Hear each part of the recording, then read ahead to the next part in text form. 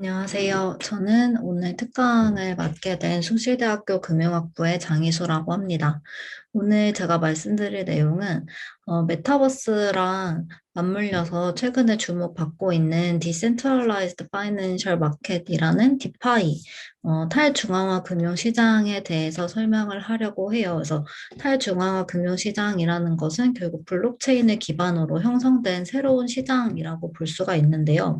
이 시장이 왜 형성됐고, 기존 시장과 어떤 차이가 있고, 이 시장을 이끌어 나가는 주요 능력, 주요 아이디어가 뭔지에 대해서 좀 설명을 드리고, 이게 NFT나 메타버스라는 개념과 어떻게 결합이 될 수 있는지에 대해서 말씀을 드리고자 합니다.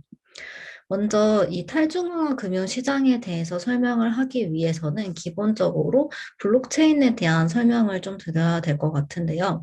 이 블록체인이라는 개념은 사실 이 개념 자체는 90년대 말쯤에 등장을 했습니다. 하지만 이 블록체인이라는 개념을 실제로 구현화시킨 첫 번째 예시가 바로 비트코인이라고 할 수가 있는데요.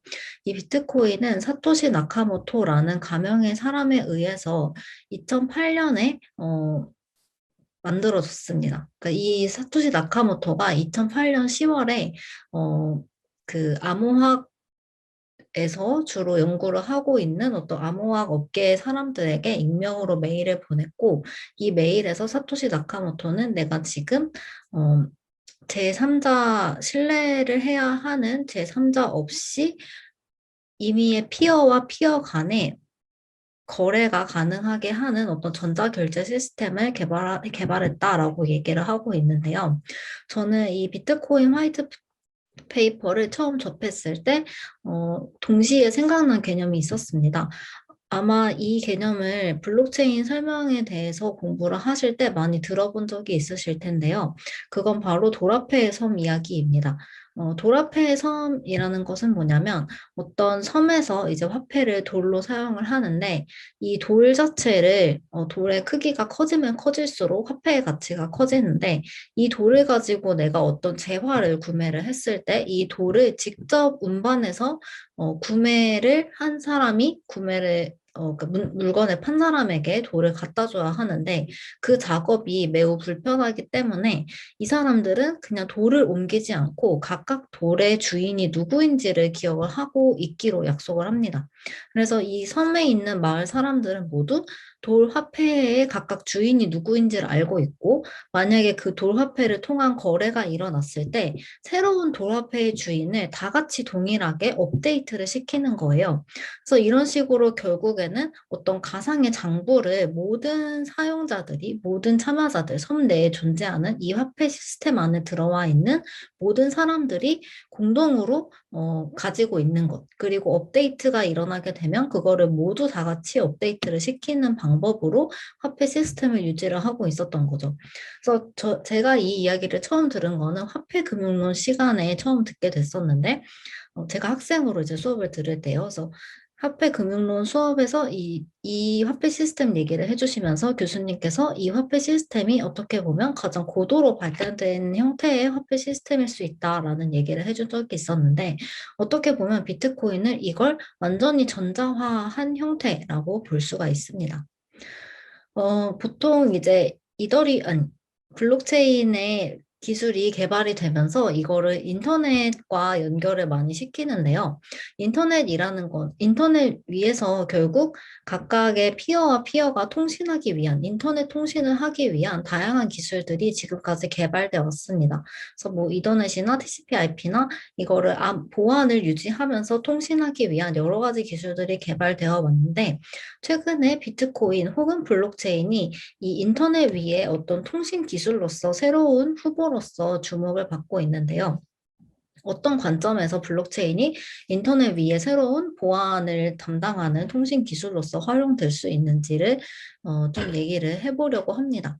그건 잠시 뒤에 좀 더 하기로 하고요.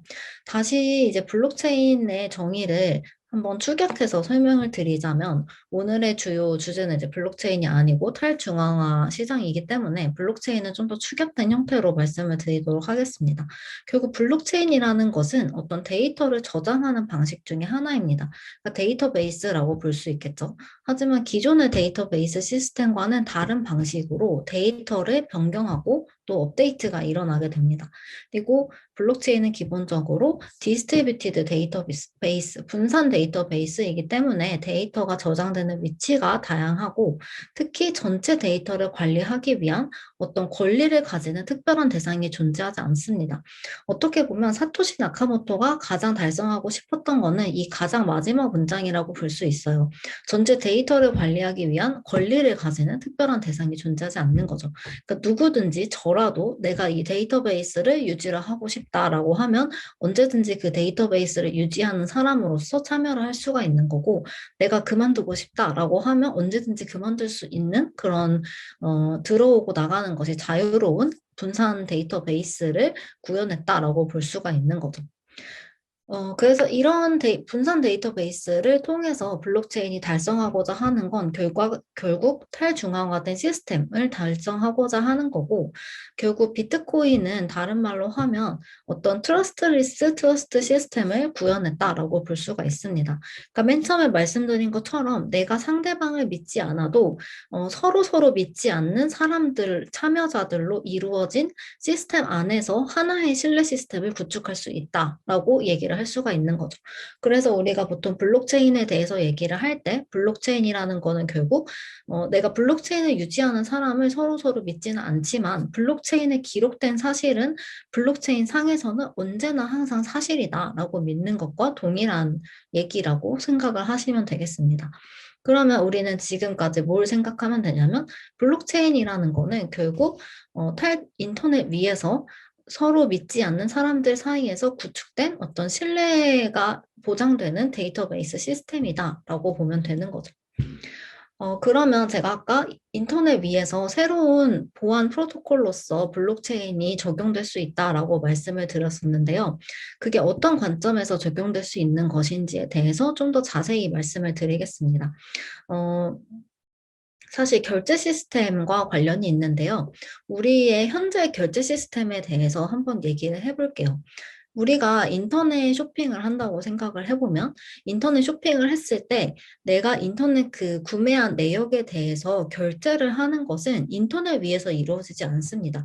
인터넷 위에서 직접적으로 이루어지는 게 아니고 새롭게 결제 창이 뜨죠. 그래서 그 결제 창을 통해서 우리는 다른 결제망을 이용해서 결제를 진행을 하게 됩니다.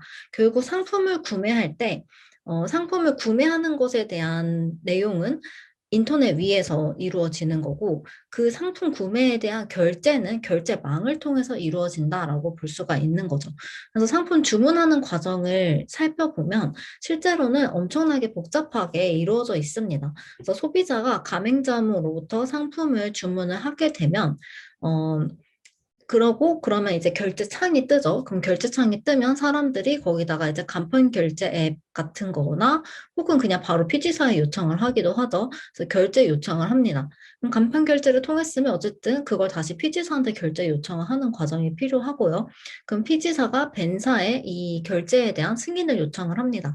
그럼 벤사가 카드사한테 너의 회원이 이런 결제를 요청했다. 이거 승인해도 되냐라고 물어보는 거고 카드사는 소비자가 이 결제를 해도 되는지, 이신용 결제를 해도 가능한지에 대한 여부를 다시 벤사한테 전송을 해줍니다. 뭐, 만약에 소비자가 계속 채무가 되어 있거나, 뭐, 카드값을 제대로 안 갚았다, 대금 결제가 제대로 안 됐다, 이런 경우에는 승인 거절이 있을 수도 있겠죠. 그런 경우에 이제 승인 거절이 나는 거고, 만약에 승인이 된다, 그러면 승인 결과를 다시 벤사한테 전송을 하고, 벤사는 이거를 피지사, 간편결제사에서 소비자한테까지 다시 전송을 합니다. 그래서 다시 돌아오는 관점에서 이 피지사는 가맹점한테도 이 소비자한테 물건을 보내도 된다라는 결과를 보내는 거죠. 승인 결과를 보내면 그 이후에 가맹점이 상품을 배송하게 되는 과정으로 이루어져 있습니다. 사실 우리는 이제 이 과정은 굉장히 빠르게 일어나죠. 왜냐하면 이미 우리나라의 이제 대부분 간편결제사, 피지사, 벤사, 카드사가 서로 잘 결합이 되어 있고 걔네들이 이미 시스템을 결제 시스템 자체를 잘 구축을 해놨기 때문에 이 과정에서 우리는 이게 불편하거나 아니면 비용이 많이 드는 거라는 것을 실제로 소비자 입장에서는 인지를 하기가 쉽진 않습니다.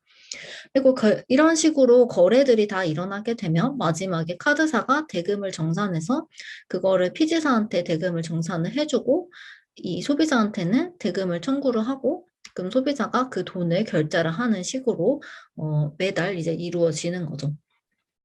그래서 지금의 결제 시스템은 이런 상태로 이루어져 있는데 사실은 이게 우리가 편리하다고 느끼는 거는 제가 계속 말한 것처럼 이 내부적인 중개자들 간에 사실 간편결제사, 피지사, 벤사, 이 카드사들이 다 중개자죠. 그래서 이 중개자들 간의 시스템이 잘 구축되어 있기 때문이에요. 그래서 이 시스템이 잘 구축되어 있지 않을 때는 결제 시스템을 새로 구축하기 위해서는 많은 비용이 요구가 될 것입니다.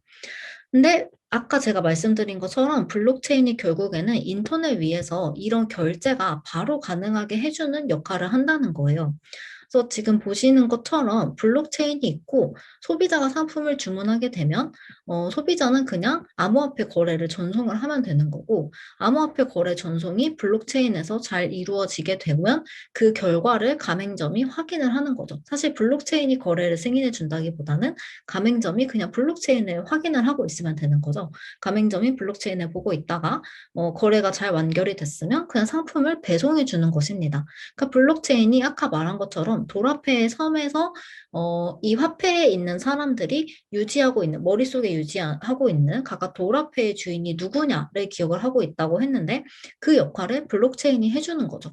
어떤 인터넷 위에서 그 역할을 장부 역할을 해주는 블록체인이 존재를 하는 거고 이 소비자와 가맹점은 중개자 없이 이런 거래를 블록체인에 전송을 하고 거래를 사실은 이제 블록이 계속 생성돼서 어떤 특정한 거래가 완결성을 가지게 됨으로써 가맹점은 상품을 배송할 수 있게 되는 것입니다.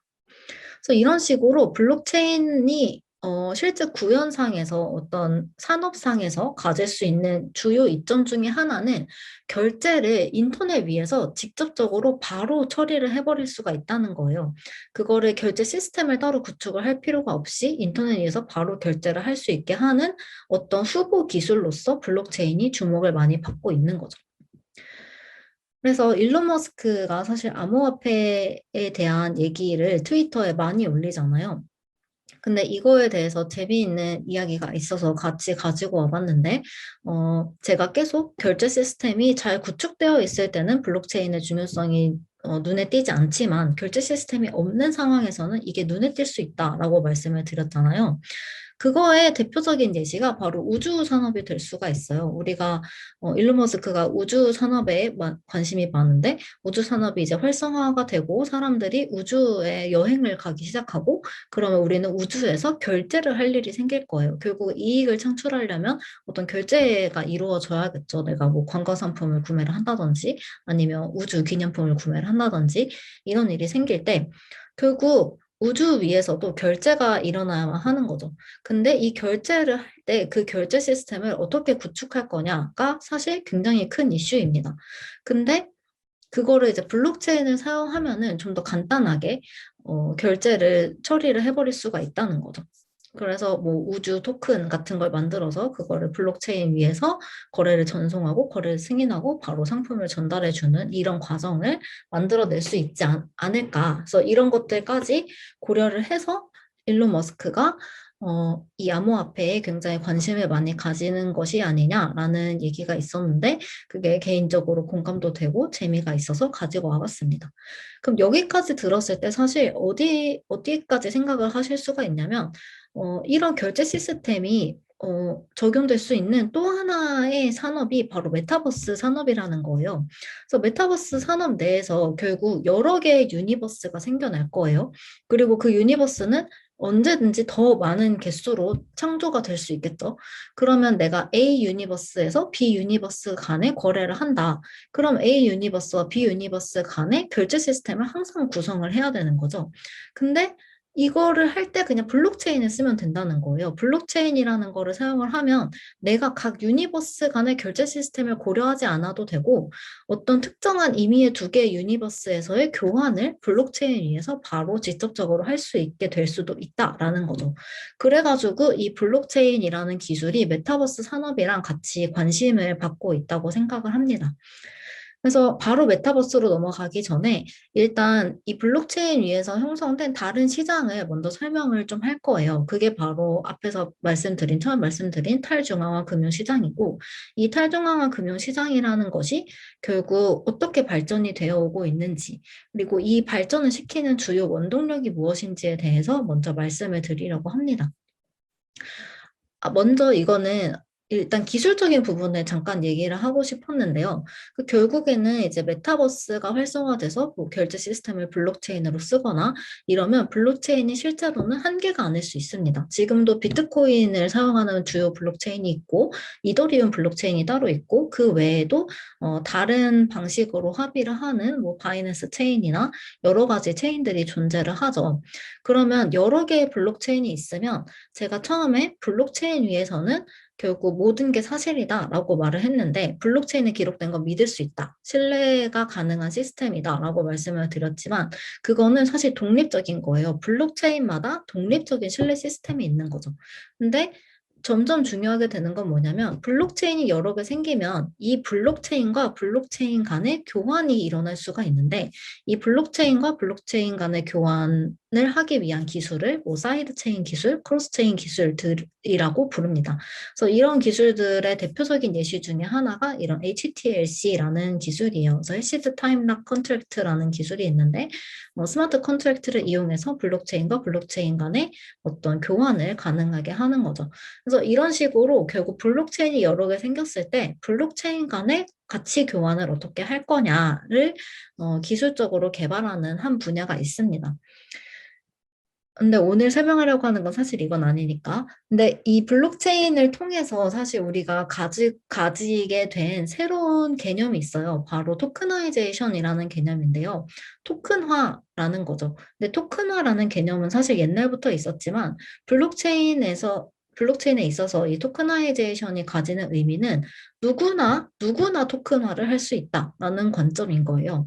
결국에는 여기 나와 있는 것처럼 실존 세계에 존재하는 임의의 자산들 혹은 뭐 내가 가치가 있다고 하는 것들, 그런 것들을 다 블록체인에 올려서 그거를 암호화폐화 할 수 있는 어떤 기능을 제공을 하는 거죠. 그러니까 내가 스마트 컨트랙트만 짤 수 있으면 실제 세상에 존재하는 커머디티, 그러니까 어떤 자산이나 에셋을 다 블록체인 위에 어떤 토큰으로서 표현을 할 수가 있다는 거예요. 그럼 그 토큰으로 표현이 되면 누구나 블록체인을 통해서 그 토큰을 서로 거래를 할 수가 있게 되는 거죠.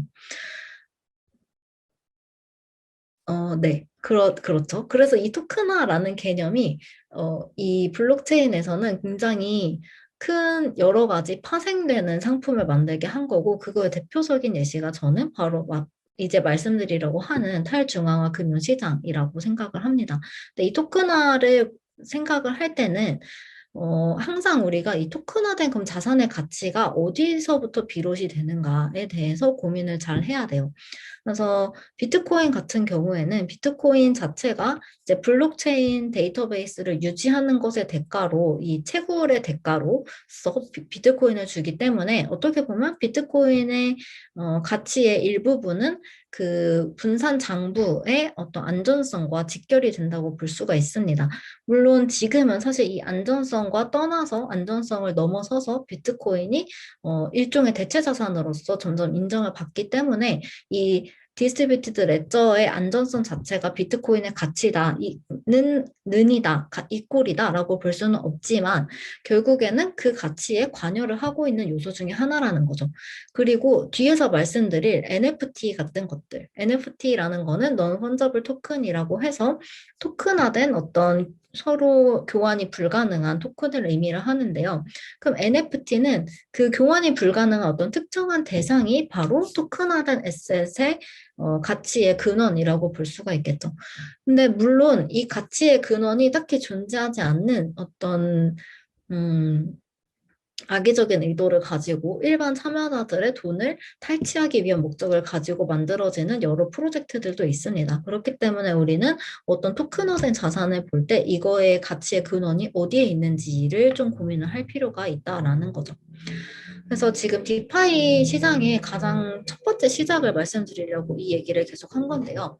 결국 이런 토큰화라는 게 어떻게 보면 화폐의 시작과 굉장히 유사한 면이 있습니다. 화폐의 시작은 결국 우리가 처음에 재화가 있으면 그 재화들을 서로 필요에 의해서 교환을 했었는데, 그러니까 내가 지금 빵을 만드는 사람인데 이 빵을 가지고 우유를 얻고 싶으면 우유를 만드는 사람을 무조건 찾아서 재화를 교환을 했었어야 되는데 그럴 필요 없이 토큰을 통해서 그냥 교환을 하는 거죠. 내가 빵을 팔아서 그걸 토큰으로 바꾸고 그 토큰을 가지고 우유를 구매하는 식으로 이루어지는 건데 그게 이제 화폐의 시작이었다면 이 예전부터 암호화폐는 화폐가 될 수 없다라고 비판을 받아왔던 주요 이유 중에 하나는 화폐의 주요 기능을 암호화폐가 수행할 수 없다라는 단점을 계속적으로 지목을 받았었습니다. 그거의 대표적인 이유 중에 하나는 암호화폐의 가치가 불안정하다라는 거예요. 실제로 암호화폐 가격이 엄청 오르기도 하고 엄청 떨어지기도 하죠. 그래서 그런 암호화폐 가격에 오르고 내리는 것을 우리 모두 지금 경험을 하고 있기 때문에 암호화폐가 그냥 법정화폐, 원화나 달러로서 사용되기에는 무리가 있다라는 거를 모두 인정을 하고 있어요. 그래서 이 암호화폐의 불안정한 가치의 불안정성을 뭔가 개선을 하기 위해서 스테이블 코인이라는 암호화폐가 새로 등장을 합니다. 이 스테이블 코인이라는 거는 결국 가치가 안정적인 암호화폐를 의미를 하는데요. 이 스테이블 코인을 만드는 방법이 사실 여러 가지가 있습니다.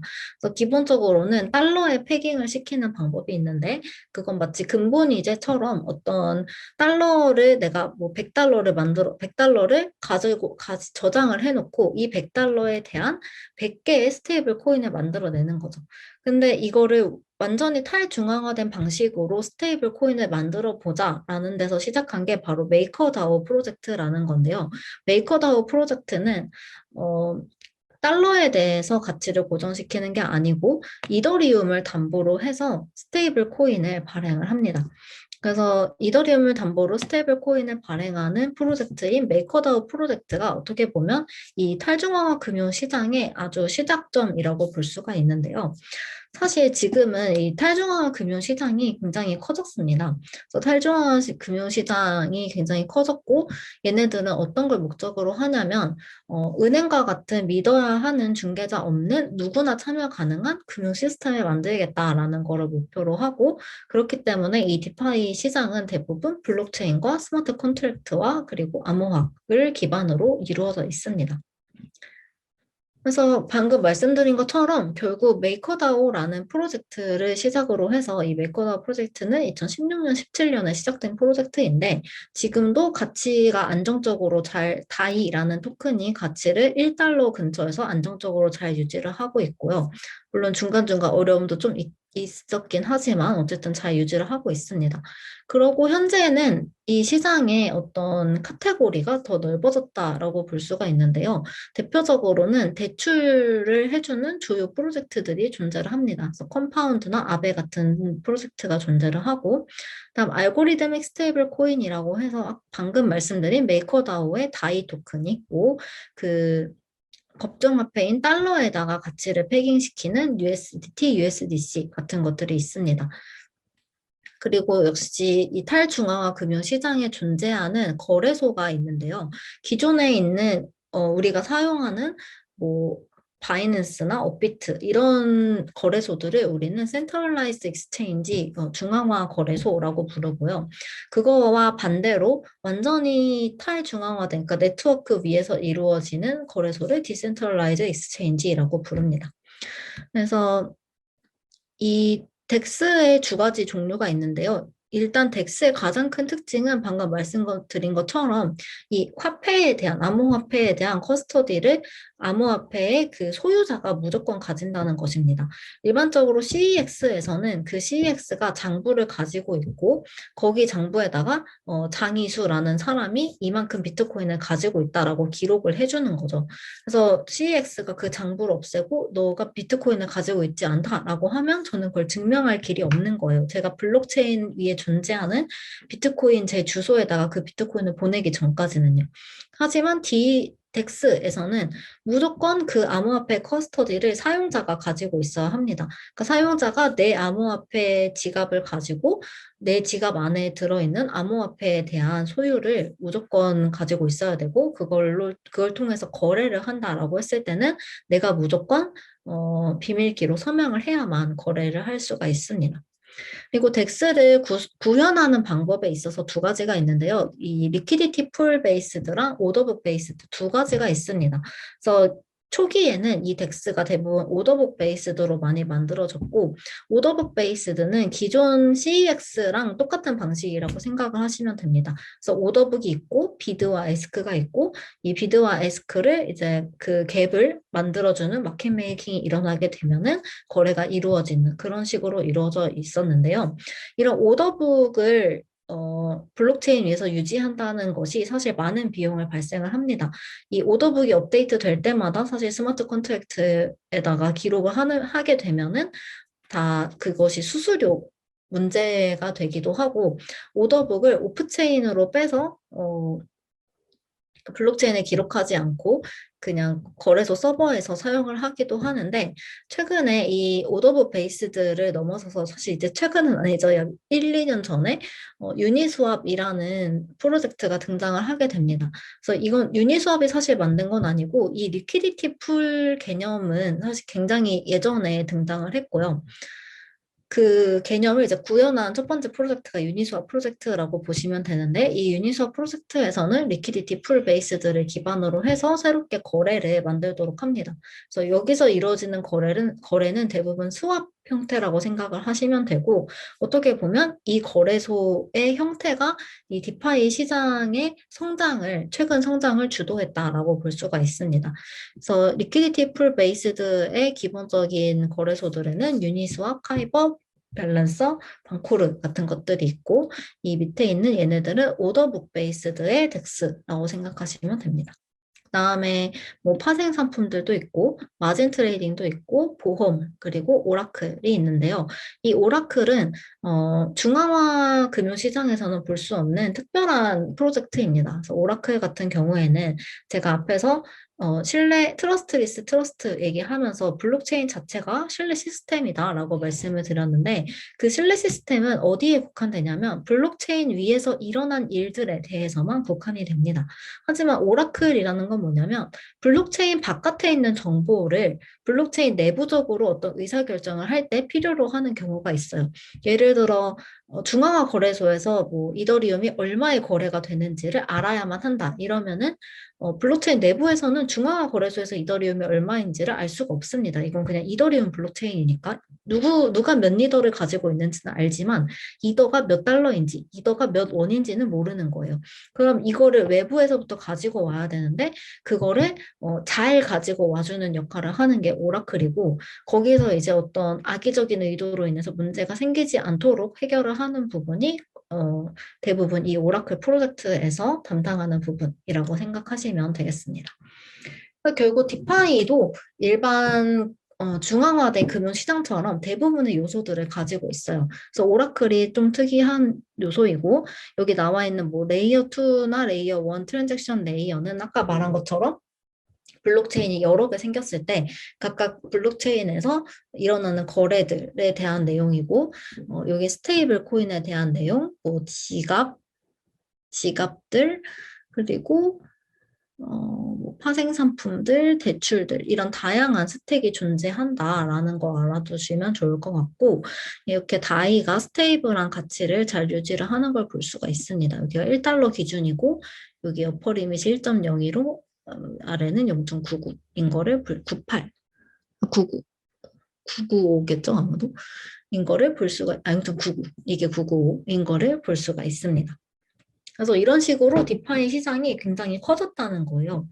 그러면 지금부터는 제가 아까 메이커다오가 2016년, 17년에 처음 시작을 했다 했잖아요. 스테이블 코인을 개발하기 위해서. 근데 이 디파이 시장이 사실 주목받기 시작한 거는 완전 최근이죠. 2019년, 20년, 20년, 21년에 더 많은 주목을 받았는데 그 주목을 받게 한 어떤 주도적인 요소가 뭐였는지에 대해서 좀 얘기를 해보려고 합니다. 그래서 그걸로 넘어가기 전에 이 디파이랑 시파이를 잠깐 정리를 하고 넘어갈게요. 결국 디파이의 특징은 블록체인의 특징을 그대로 물려받았다라고 생각을 하시면 됩니다. 그래서 퍼미션리스이고, 그러니까 누구나 참여를 할 수 있고, 오픈된 시장이고, 검열이 불가능하고, 그리고 좀 더 저렴하고, 블록체인 위에서 이루어져 있다. 근데 시파이는 반대로 제한된 형태로 이루어져 있죠. 우리가 금융기관에 어떤 승인을 받아야만 거래를 할 수 있는 품목들이 많고, 검열도 사실 가능하고 장부를 관리를 하는 대상이 있으니까. 근데 이게 항상 좋냐에 대해서도 아직은 의문이 남아 있는 거고, 무조건 검열을 하지 않는 거래가 항상 좋은 건 아니잖아요. 뭐, 음, 하면 안 되는 거래들도 있으니까 돈 세탁도 해서는 안 되고 뭐 마약 같은 걸 구매를 해서도 안 되고 하지만 그게 블록체인에서는 사실상 가능하죠. 그리고 수수료가 진짜로 싸냐, 수수료가 싸냐에 대해서도 좀 논란의 여지는 있을 수 있습니다. 블록체인에서 스마트 컨트랙트를 발행하는 데 있어서 블록체인 네트워크가 수요가 많아지게 되면 그에 따른 수수료가 증가를 하게 되고 그만큼 스마트 컨트랙트에 들어가는 비용이 많아지고 또 예측하는 게 내가 내야 될 수수료를 예측하는 게 어려운 측면이 있기 때문에 이게 디파이의 변하지 않는 특징이냐라고 했을 때는 뭐 여러 가지 아직 뭔가 논의를 해야 되는 부분들이 남아 있습니다. 그리고 이 디파이 프로젝트들이 진짜로 탈중앙화된 블록체인 위에서 항상 퍼미션리스하고 안전하게만 만들어지고 있냐? 사실 그건 아니거든요. 그렇기 때문에 이런 것들을 앞으로 좀 더 해결을 나가야 하는 이 탈중앙화 금융시장의 문제다라는 거를 생각을 해주셨으면 좋겠고, 디파이랑 시파이를 디파이는 블록체인 위에서 만들어졌기 때문에 무조건 더 안전하고 더 투명한 시장이다라고 생각을 해서는 안 됩니다. 그러니까 스마트 컨트랙트를 내가 어떻게 짜느냐에 따라서 내가 다른 사람의 커스터디를 가져올 수도 있는 부분인 거고, 그렇기 때문에 그런 부분들은 아직 좀 더 개선을 해나가야 할 필요가 있다라고 저는 개인적으로 생각을 하고 있습니다. 그럼 지금부터는 방금 말씀드린 것처럼 이 탈중앙화 금융시장을 성장하게 한 주요 기능들에 대해서 말씀을 드리려고 합니다. 일단 첫 번째는 덱스의 등장이에요. 근데 편리한 덱스의 등장인 거죠. 그래서 오더북 모델이 아닌 리퀴디티 풀을 기반으로 하는 덱스의 등장이 이 디파이 시장에 굉장히 큰 성장을 가지고 왔고, 지금부터는 이제 그거에 대해서 좀 말을 해보려고 합니다. 그래서 오더북 모델에 대해서 잠깐 다시 설명을 해볼게요. 오더북 모델에서는 비더랑 셀러가 있죠. 그래서 이 어떤 물건을 사고 싶은 사람들은 자기가 사고자 하는 가격을 부릅니다. 그리고 셀러들은 자기가 팔고자 하는 가격을 부르는데 기본적으로 바이어가 부르는 가격의 가장 높은 맥시멈 값보다 셀러가 부르는 가장 낮은 가격, 미니멈 값의 차이를 우리는 갭 스프레드라고 부르는 거죠. 그래서 이렇게 항상 바이어가 부르는 가격과 셀러가 부르는 가격 사이에는 갭이 있는데 그 갭을 채워주는 게 바로 마켓 메이커죠. 그래서 마켓 메이커가 이 바이어와 셀러의 어떤 니즈를 컨버지를 해줍니다. 그러니까 마켓 메이커는 셀러한테 원하는 가격에 팔아주고 바이어한테는 원하는 가격에 사주는 역할을 해주는 거죠. 그러면은 만약에 아무도 이 페어 프라이스 레벨에서 주문을 청산해줄 사람이 없으면, 그러니까 마켓 메이커 역할을 해줄 사람이 없으면 거래는 사실 영원히 일어나지가 않는 거죠. 근데 이게 일반적인 중앙화된 금융 시스템 안에서는 많은 수의 마켓 메이커들이 있기 때문에 대부분 거래를 이제 청산을 해줍니다. 청산을 해줄 수가 있는데 이게 블록체인 상에서는 쉽지가 않았던 거죠. 그게 쉽지가 않은 측면도 있고 이 오더북을 계속 업데이트하는 것과 블록체인을 동시에 운용하는 것에 대해서 많은 비용과 것도 느리다는 문제가 있었던 거예요. 그래서 이런 문제를 해결하기 위해서 일단 그래서 탈중앙화 금융시장에서도 이 오더북 모델을 이제 똑같이 흉내를 내려고 합니다. 근데 방금 제가 말씀드린 것처럼 이게 UX 측면에서 유저 익스피리언스 측면에서 매우 느리고 비싸다는 결과를 가지고 왔던 거예요. 그래가지고 이 마켓 메이커가 없으면 이 시장 자체가, 거래소 자체가 매우 비유동적인 거래소가 될 수밖에 없다는 거죠. 그리고 방금 말씀드린 것처럼 자산의 가격을 계속 연속적으로 추적을 하는 게 블록체인 위에서는 생각보다 많은 비용을 유발을 하고, 만약에 거래 취소가 일어났을 경우에는 그 거래 취소를 블록체인에 반영하는 것도 쉽지 않은 일이다라는 문제들이 있었던 거죠. 그래서 이런 문제를 해결하기 위해서 리퀴디티 풀이라는 게 구현이 됐는데요. 이 리퀴디티 풀의 개념을 간단히만 말씀을 드리도록 하겠습니다. 그래서 리퀴디티 풀은 말 그대로 유동성 풀이에요. 유동성 풀이라는 거는 내가 특정한 암호화폐가 담겨 있는 어떤 저장소를 만드는 거죠. 그래서 특정한 토큰의 쌍에 대해서 이 풀을 생성을 하는데요. 물론 지금 실제로 구현되어 있는 다양한 종류의 덱스들은 항상 두 개의 페어를 묶어가지고 풀을 구성하진 않아요. 뭐 하나 내가 원하는 것만 하나 넣을 수도 있고 이렇긴 한데, 지금은 그냥 가장 기본적인 리퀴디티 풀 형태에 대해서 설명을 드린다라고 생각을 하시면 되겠습니다. 그래서 예를 들어 다이랑 이더가 있다라고 해볼게요. 근데 지금까지 다이랑 이더가 같이 담겨 있는 풀이 없다라고 하면은 첫 번째 유동성 공급자가 등장을 하면서 리퀴디티 풀이 형성이 되게 됩니다. 그래서 내가 지금 유동성 풀을 만들고 싶은데 그 유동성 풀에는 다이랑 이더가 적당한 양이 들어있고, 이제 사람들이 여기에 와서 다이랑 이더를 교환을 해가는 거예요. 그러니까 지금 일반적인 거래소에서는 내가 법정화폐를 가지고 이더를 사고 싶으면, 그러니까 내가 원화를 가지고 이더리움을 사는 거죠. 그리고 원화를 가지고 다이를 사는 건데, 이 리퀴디티 풀에서는 기본적으로 내가 구매하고자 하는 그 화폐와 내가 사고자 하는 화폐가 같이 들어있는 풀을 찾으셔야 돼요. 그러니까 다이 이더 풀이면 어떤 식의 거래가 가능하냐면, 내가 다이를 가지고 이더를 사고 싶으면 다이를 가지고 다이 이더 풀에 가서 다이를 풀에 넣고 그 가치에 해당하는 이더를 교환해 갈 수가 있습니다. 또는 내가 이더를 가지고 있는데 이더를 가지고 다이를 사고 싶다라고 하면은 다이 이더 풀에 이더를 가지고 가서 이더를 넣어주고 그 이더 가치에 해당하는 만큼의 다이를 교환을 해서 나가는 거죠. 그런 거래소 역할을 대신 해주는 게 리퀴디티 풀이다라고 생각을 하시면 돼요. 그럼 내가 만약에 뭐 BTC, 근데 이더리움 블록체인 위에선 BTC는 존재하지 않으니까 뭐 랩드 BTC로 이더리움을 사고 싶다 이러면 랩드 BTC랑 이더리움이 같이 들어있는 리퀴디티 풀을 찾으셔야 하는 것입니다.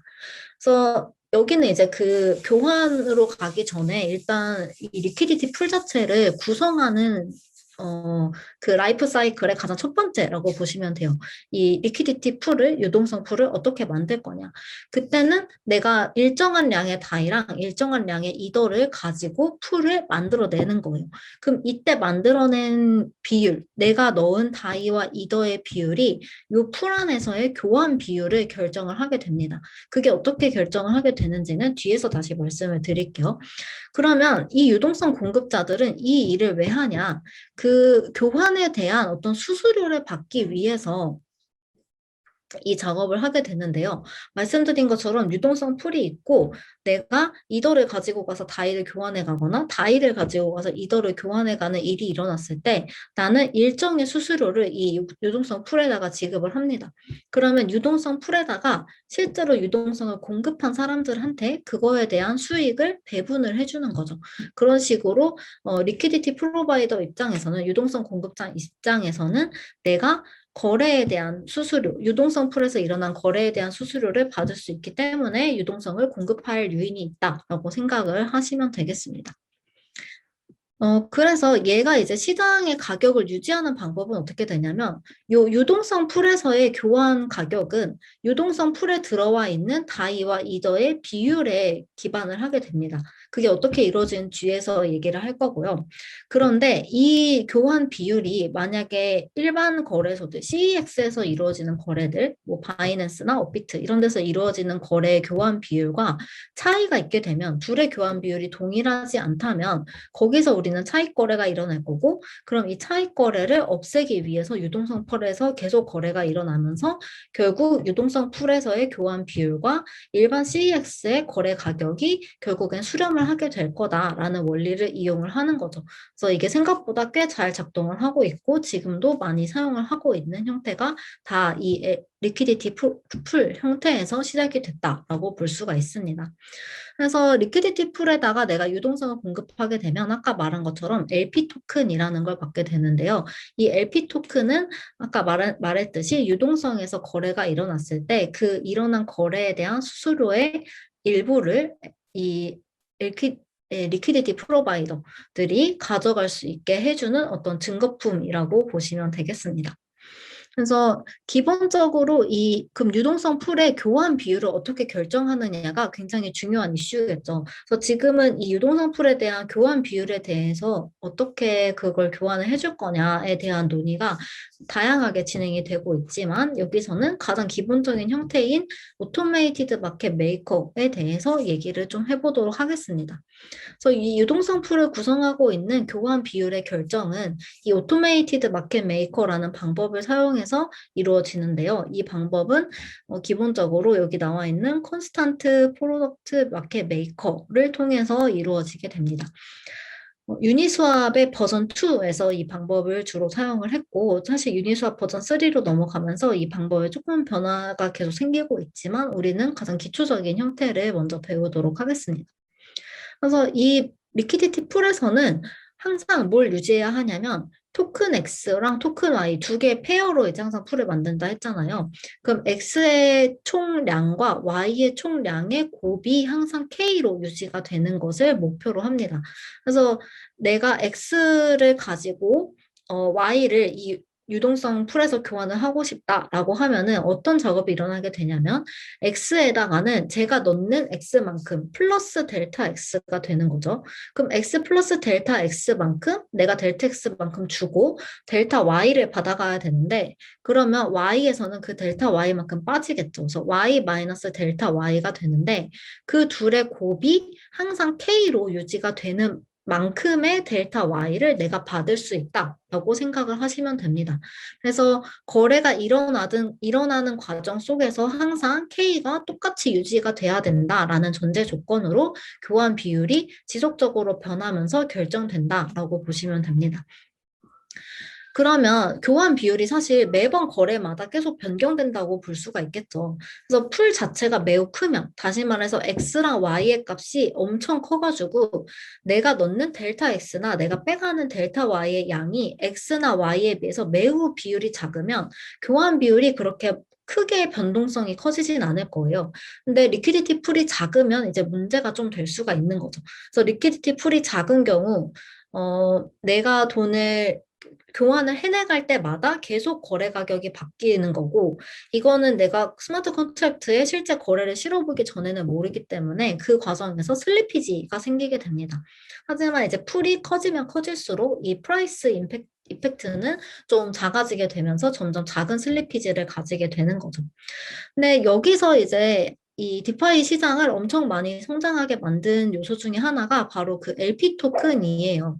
그래서 말씀드린 것처럼 리퀴디티 프로바이더는 내가 유동성을 공급한 것에 대한 어떤 대가로서 LP 토큰이라는 걸 받고 그 LP 토큰에 대해서 유동성 풀에서 거래된 수수료를 내가 추가적으로 지급을 받을 수 있다라고 했는데 그런 식으로 어떤 엑스트라 토큰을 이제 사용자에게 지급하는 것. 그리고 그 엑스트라 토큰으로부터 또 수익을 얻을 수 있게 하는 것에서 아이디어를 착안해서 일드 파밍이라는 개념이 만들어지고 이 일드 파밍을 통해서 디파이 시장에 엄청나게 많은 돈이 묶이게 되고 엄청나게 많은 참여자가 증가를 하게 됩니다. 결국 내가 어떤 행위를 함으로써 그 행위에 대한 결과로 추가적인 암호화폐를 받을 수 있게 되고 그 암호화폐를 통해서 새로운 수익을 계속적으로 창출해 나가는 과정을 통틀어서 다 일드 파밍이라고 부르는 거죠. 하지만 이제 처음에 리퀴디티 풀 형태의 거래소에서 LP 토큰을 지급하는 거는 거래에 대한 수수료를 지급하는 것 이외에 이 리퀴디티 프로바이더가 감당해야 되는 어떤 임퍼머넌트 로스라는 개념이 있습니다. 그래서 그거를 더 보장해 주기 위해서 LP 토큰을 좀 더 많이 지급을 하게 되는데요. 그거는 이제 여기서는 좀 논외로 하고 넘어가도록 하겠습니다. 그래서 지금부터는 이제 이 디파이 마켓을 키운 두 번째 개념인 일드 파밍에 대해서 얘기를 해보도록 할게요. 그래서 이 일드 파밍이라는 거는 결국 디파이 프로토콜로부터 나오는 다양한 종류의 어떤 엑스트라 토큰들, 그 엑스트라 토큰들을 레버리지를 해가지고 나의 수익률을 최대화하는 다양한 종류의 작업들을 말합니다. 그래가지고 일드 파머들, 그러니까 이자 농부라고 부르기도 하는데, 이제 이 LP 토큰이라는 어떤 엑스트라 토큰을 사용자한테 지급한다라는 개념에서 시작해서 아까 말했던 다양한 종류의 디파이 프로젝트들이 어떤 추가적인 엑스트라 토큰을 사용자한테 지급을 하기 시작을 합니다. 그래서 이 엑스트라 토큰을 지급하는 것에 대해서 이게 얼마나 안전하냐, 혹은 어느 정도까지가 이제 시장에 버틸 수 있냐, 어느 정도가 넘어가면 시장에 위험한 영향을 미치냐에 대한 논의들도 있는데, 그럼 뒤에서 잠깐 얘기를 하는 걸로 하고, 그래서 이런 컴파운드, 커브, 신테틱스, 유니스와 밸런서 같은 애들이 다 엑스트라 토큰을 지급을 하기 시작을 합니다. 그래서 지금 하고 있는 대부분의 디파이 프로젝트들은 추가적인 토큰을 지급을 해요. 그게 뭐 여러 가지 이유가 있을 수 있는데, 뭐 덱스에서 유동성을 공급한 것에 대한 대가로 지급을 하기도 하고, 아니면은 내가 그 회사한테서 뭐 대출을 해서 대출 서비스를 사용을 했기 때문에 그 서비스에 대한 걸로 보상으로 지급을 하기도 하고, 마치 우리가 어떤 거래를 할 때 뭐 포인트 카드 지급하듯이 엑스트라 토큰을 지급을 합니다. 근데 이 엑스트라 토큰은 어떤 덱스에서 거래가 될 수도 있는 거고, 만약에 더 시장의 규모가 커지거나 그러면 CEX에서 이제 판매를 하기도 하는 그런 엑스트라 토큰들 이 존재를 하는 거죠. 그래서 사람들이 이 엑스트라 토큰을 사용해서 크롭 로테이션이라고 해서 이 특정한 엑스트라 토큰을 어디다 맡기고 그거에 대해서 레버리지를 해서 다른 걸 또 대출을 받아서 또 다른 데 맡기고 이런 식으로 수익을 최대화해 나가는 작업을 우리는 통틀어서 일드 파밍이라고 부릅니다. 그래서 이 일드 파밍의 수수료를 책정을 할 때는 annualized percentage yield라는 개념을 사용을 하고 내가 연간 벌어들일 수 있는 퍼센티지 수익률을 의미를 합니다. 그래서 이런 일드 파밍에는 리퀴디티 마이닝이나 뭐 레버리지 그리고 레버리지 앤 리스크를 계속 감당하면서 이 수익률을 늘려 나가는 거죠. 그래서 이 일드 파밍 스트래티지의 대표적인 예시를 몇 가지를 들어보자면 첫 번째는 렌딩 앤 버로잉입니다. 그러니까 내가 대출을 하거나 혹은 돈을 다른 사람들한테 빌려줄 때 그거를 이제 특정한 프로토콜을 사용함으로써 거기서부터 새로운 부가적인 토큰을 얻는 경우를 말하는데요. 그래서 예를 들어 내가 컴파운드라는 랜딩 프로토콜을 사용해서 컴파운드에 내가 돈을 입금을 합니다. 돈을 입금을 해주면 컴파운드 프로토콜에서는 그 돈을 다른 대출을 원하는 사람들한테 빌려줘요. 제가 입금해 놓은 돈을. 그러고 그 사람이 갚는 대출 이자의 일부분을 저한테도 돌려줍니다. 이런 식으로 제가 수익을 늘릴 수가 있는데, 그리고 저 또한 그 컴파운드에다가 예금한 금액의 일정 비율 이상을 다시 대출을 받을 수가 있어요. 이 컴파운드 입장에서는 내가 과담보를 잡았기 때문에 그 과담보에 못 미치는 돈을 저한테 또 대출을 해줄 수가 있는 거죠. 그럼 전 그 레버리지를 사용해서 그 돈을 가지고 또 다른 작업들을 할 수가 있습니다. 어쨌든 그런 과정을 떠나서 이 컴파운드는 제가 거기다 랜딩을 했기 때문에 예금을 해놓고 그 예금을 가지고 컴파운드가 대출을 해줄 수 있게 했기 때문에 그거에 대한 어떤 보상으로서 컴파운드 토큰을 지급을 하게 되고 얘네가 이제 다른 데서 사용을 할 수가 있는 거죠. 근데 얘네들은 이제 유동화의 문제점이 있는데 그런 부분들은 좀 생략을 하도록 하겠습니다. 그래서 이게 랜딩 프로토콜을 사용한 파밍 스트래티지 중에 하나고 또 하나는 유동성 풀에다가 공급을 하는 것입니다. 아까 말한 것처럼 뭐 유니스왑에 내가 이더다이 풀에다가 유동성을 공급을 하고 그거에 대한 추가적인 보상으로서 LP 토큰을 받아낼 수가 있는 거죠.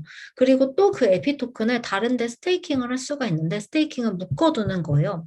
그래서 그 LP 토큰을 누군가 네가 유니스왑에서 받은 LP 토큰을 나한테 스테이크 해주면 내가 그거에 대한 보상으로 추가적인 다른 토큰을 또 줄게. 이렇게 하면 저는 그 LP 토큰을 거기다 묶어놓고 추가적인 엑스트라 토큰을 받아내는 거죠. 그래서 여기에 나와 있는 그림이 대표적인 일드 파밍 방식의 예제 중에 하나인데, 그러니까 내가 랩드 BTC, 뭐 신데티스 BTC, 렌트 BTC를 렌 BTC를 이 커브 BTC 풀에다가 넣어놓고 이걸 통해서 커브 LP 토큰을 받고 이거를 이제 다른 데다 신데틱스 같은 데다가 또 민트 하는 데다 넣어가지고 추가적인 또 암호화폐를 만들어내는 식의 작업들을 수행을 할 수가 있습니다. 그래서 이런 식으로 일드 파밍을 사람들이 하면서 계속적으로 수익을 불려나가고 있는 와중에 연 파이낸스라는 게 등장을 하는데요. 연 파이낸스는 기본적으로는 여러 종류의 랜딩 프로토콜을 사용해서 수익률을 최대화하는 방식으로 이루어지던 프로젝트입니다. 근데 이게 점점 덩치가 커지니까 이 연 파이낸스를 만든 안드레 크로네가 결국에는 얘를 좀 변경을 하기 시작하는데요. 그래서 기존에는 이제 랜딩 프로토콜만 사용해서 나의 수익률을 최대화할 수 있었다면 이거를 좀 더 확장해서 어떤 투자 전략을 만드는 거죠. 대체 투자할 수 있는 전략을 만들고 마치 자산운용사 같이 그 전략을 통해서 사용자의 그 수익을 최대화해주는 작업을 대신 해주는 어떤 프로젝트라고 볼 수가 있습니다. 그래서 그거를 이제 우리는 연볼트라고 부르는데요. 그래서 연볼트 중에 예시를 하나 보자면 이렇게 사용자가 이더를 맡기게 되면 이더를 메이커다오에다 맡겨서 그를 가지고 다이를 만들어내고 이 다이를 다시 커브 와이풀에 넣어서 와이커브라는 이 유동성 풀에 대한 어떤 LP 토큰을 받을 수 있고 이 LP 토큰을 다시 커브 게이지라는 데 맡겨서 커브라는 토큰, 엑스트라 토큰을 받아서 이 엑스트라 토큰을 계속 모아가지고 다시 이더를 구매하고 그 이더를 다시 여기다 넣는 식으로 해서 이 사용자의 수익률을 최대화하는 그런 여러 가지 전략들을 보유를 하고 있고 이 전략들은 회사에서만 만드는 게 아니고 일반 사람들도 참여해서 전략을 제시를 할 수 있고 그 전략이 채택이 되면 그 전략을 수행하기 위한 자금을 모집해서 일정 수익률을 창출해 내주는 그런 프로젝트들이 존재를 하고 있습니다. 그래서 이 연볼트라는 거는 아까 말한 것처럼 여러 스트래티지를 사용하는 이 작은 풀이라고 볼 수가 있고 각각 사용자들의 이익을 최대화하고 있다. 그래서 여기 나와 있는 것처럼 다른 토큰을 파밍하거나 뭐 이득을 위해서 팔거나 유동성을 공급하거나 아니면 다른 스테이블 코인을 빌리거나 하는 여러 가지 작업을 통해서 연 바이낸스가 유지가 되고 있고 되고 있습니다. 그래서 이런 식으로 결국 디파이 마켓은 엑스트라 토큰에 의해서 많이 성장을 했다고 봐도 무방을 합니다. 그래서 많은 프로젝트들이 엑스트라 토큰을 계속적으로 지급을 하고 있고 사용자들은 그 엑스트라 토큰을 지급을 받기 위해서 디파이 프로토콜에 돈을 묶어놓고 또 받은 엑스트라 토큰으로 다른 엑스트라 토큰을 받는 이런 레버리지 작업을 연속적으로 해나가고 있는 거죠. 그래서 이것에 대한 어떤 위험도에 대해서 조사한 논문이 있는데요. 이 논문에서는 유동화라는 게 디파이에 큰 위협이 될 수 있다. 그러니까 얘네들의 디파이 시장에서는 기본적으로 그대로 엑스트라 토큰을 바로 공짜로 주는 게 아니고 다른 토큰을 묶어놔야만 엑스트라 토큰을 주게 됩니다.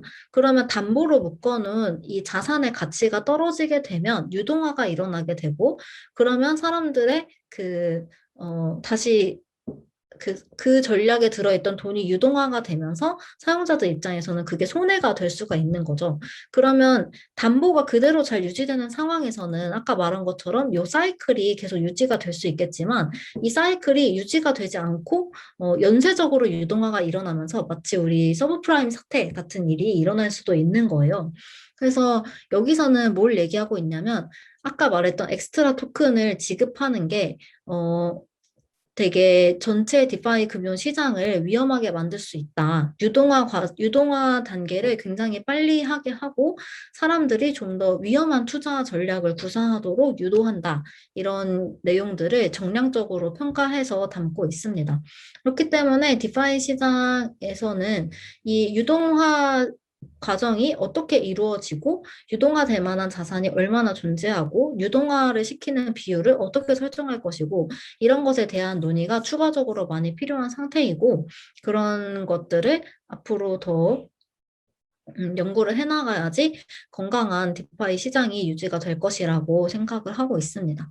그래서 여기까지가 이제 디파이 시장의 가장 기본적인 개념과 디파이 시장을 성장하게 한 내용들이었다면 지금부터는 NFT랑 메타버스 얘기를 조금 하면서 이게 디파이 시장이랑 어떻게 연관이 될 수 있는지에 대해서 좀 설명을 해보도록 하겠습니다. 그래서 NFT는 다들 이제 많이 아시겠지만 NFT는 non-fungible 토큰이라고 해서 실제 존재하는 상품을 토큰화해서 블록체인 위에서 파는 것들을 의미를 하죠. 근데 NFT 개념 자체는 블록체인과는 관련이 없죠. 그냥 토큰인데 non-fungible한 토큰이라는 거예요. 그래서 이 작가가 만든 어떤 유명한 그림이나 혹은 잭도시가 가장 첫 번째로 한 트윗이나 이런 것들이 NFT로 만들어져서 굉장히 비싼 가격에 팔려서 유명해졌고 실제로 많은 투기인지 아닌지는 잘 모르겠지만 NFT가 굉장히 활발하게 거래가 되고 있죠, 지금. 그래서 NFT의 개념을 좀 살펴보면 NFT라는 거는 non-fungible 토큰을 의미를 합니다. 그래가지고 뭐 예술 작품이 될 수도 있고 아니면 어떤 수집품이 될 수도 있는데 그거를 디지털화해서 거기다가 이제 오너십을 새긴 것, 오너십을 표현한 것이라고 볼 수가 있습니다.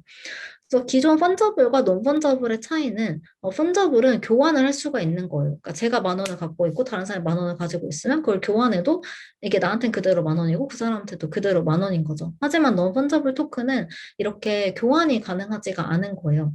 그러니까 내가 어떤 특정한 농구 선수의 카드를 샀고 어떤 다른 사람도 특정한 농구 선수의 카드를 샀으면 그 똑같은 농구 선수의 카드이더라도 걔가 뭐 5년 동안 보관이 되면서 어떻게 보관이 되었냐에 따라서 걔네들은 서로 다른 농구 카드가 되는 거죠.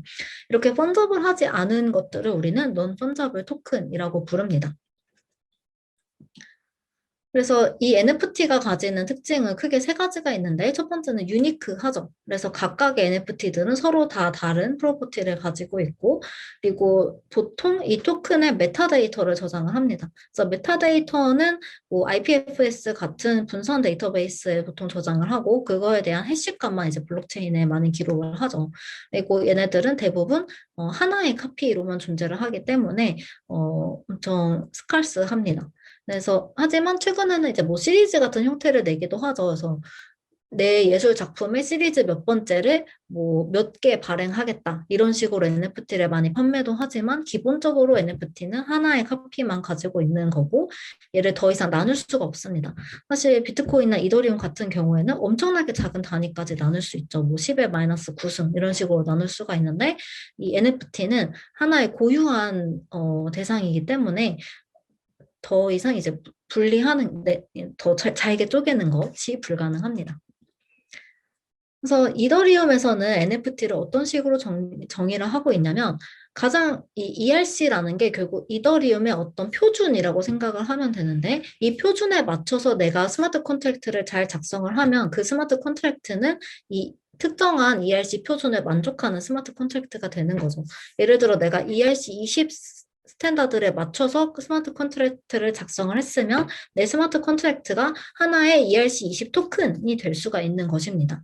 그래서 ERC20은 대표적인 펀저블 토큰의 스탠다드예요. 그래가지고 우리가 알고 있는 대부분의 암호화폐들, 뭐 다이나 뭐 USDT나 유니스왑의 그 거버넌스 토큰인 유니나 연파이낸스의 거버넌스 토큰인 연파이 이런 것들이 다 ERC20 토큰에 해당을 하고 이거를 NFT에 대해서 새로 표준을 제안한 게 바로 ERC7일입니다. 그래서 non-fungible 토큰을 이더리움 블록체인 위에서 만들기 위해서는 ERC7일 표준을 만족해야만 하고 얘네들은 아까 말한 것처럼 이 non-fungible한 특징을 반영을 합니다.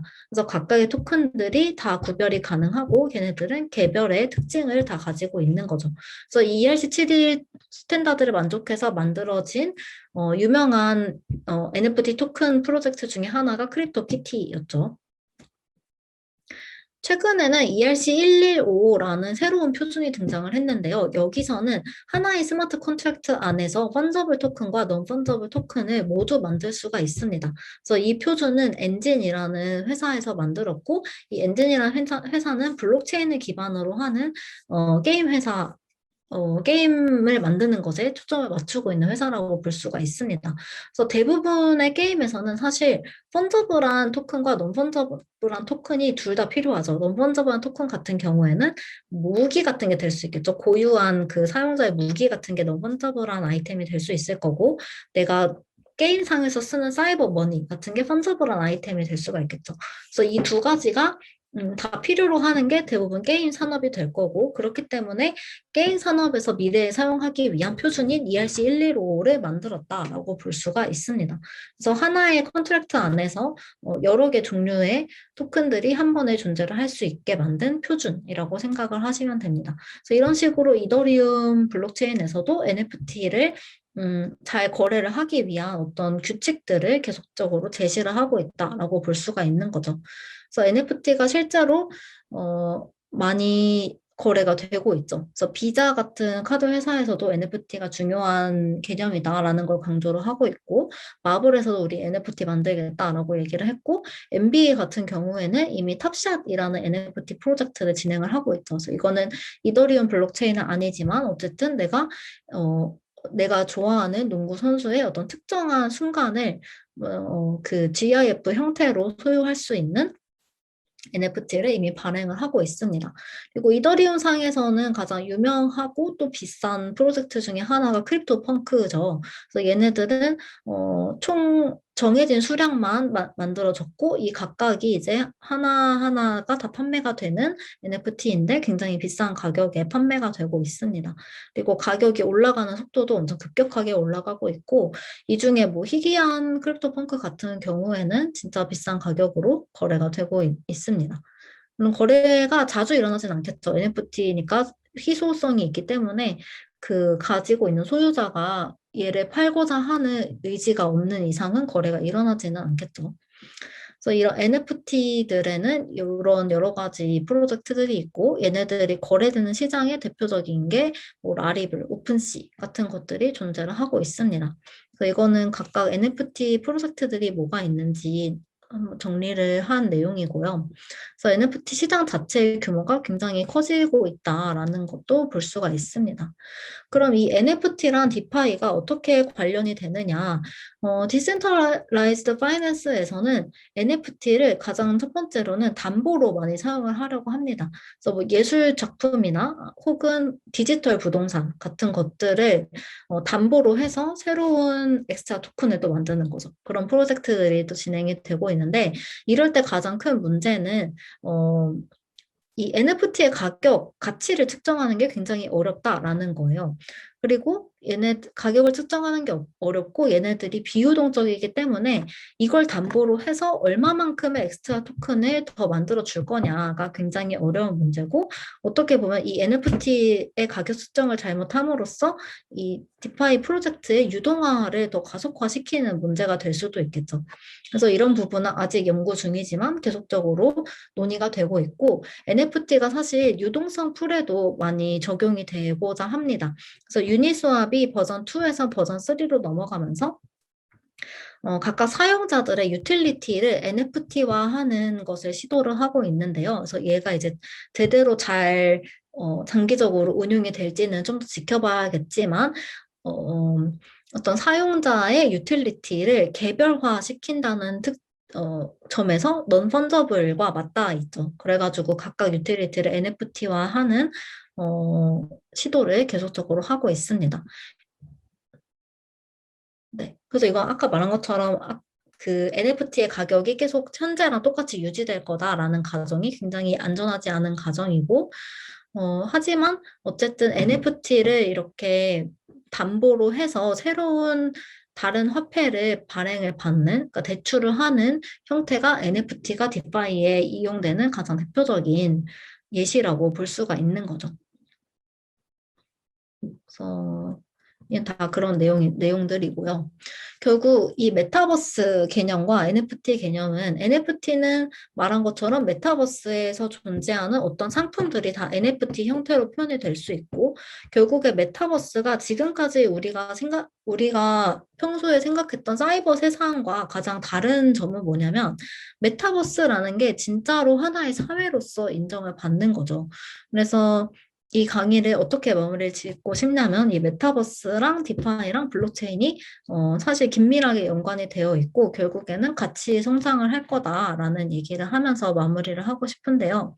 그래서 메타버스가 기존의 사이버 세상과 다른 점은 진짜로 유니버스라는 거예요. 그러니까 그 안에서 새로운 사회가 형성이 될 거고 거기서 또 경제 활동이 일어나겠죠. 물론 이게 실제랑 얼마나 비슷하게 메타버스가 운영이 될 거냐, 그거는 또 뭐, 가상현실 기술과 또 맞닿아 있는 내용이긴 하지만, 장기적으로 그게 가능하다라고 했을 때, 하나의 사회로서 거기서 경제 활동이 일어날 거고, 그러면 그 경제 활동에서 발생하는, 필요한 화폐들이 생길 거고, 근데 그 화폐를 우리가 지금 사용하고 있는 원화나 아니면 다른 달러 같은 법정 화폐를 그냥 그대로 사용하는 것에는 어려움이 있을 거다. 아까 말한 것처럼 결제 시스템을 구축하는데도 어려움이 있기 때문에 그래서 그거를 가장 쉽게 우리가 경제 활동을 구현할 수 있는 방법에는 바로 블록체인이 쓰이는 방법이 될 거고 그런 블록체인 상에 있는 토큰을 사용해서 우리가 유니버스 각각에서 거래를 하게 될 거고 그럼 그 토큰을 구성하는 어떤 금융 시장은 이제 탈중앙화 금융시장, 디파이 시장을 기반으로 이루어질 수 있을 거다라고 얘기를 할 수가 있을 것 같습니다. 그래서 디파이나 블록체인이나 메타버스가 각자 긴밀하게 연관이 되어 있다라는 거를 좀 알아두셨으면 좋겠고 그럼에도 불구하고 얘네가 이제 하나라기보다는 각각이 가지고 있는 그 개념적인 특징을 잘 파악하고 있으면 메타버스 산업에 대해서 어떤 부가적인 가치를 창출하는 데 도움이 될 것이라고 생각을 합니다. 그래서 오늘 강의는 여기서 마치도록 하겠습니다. 모두 수고 많으셨습니다.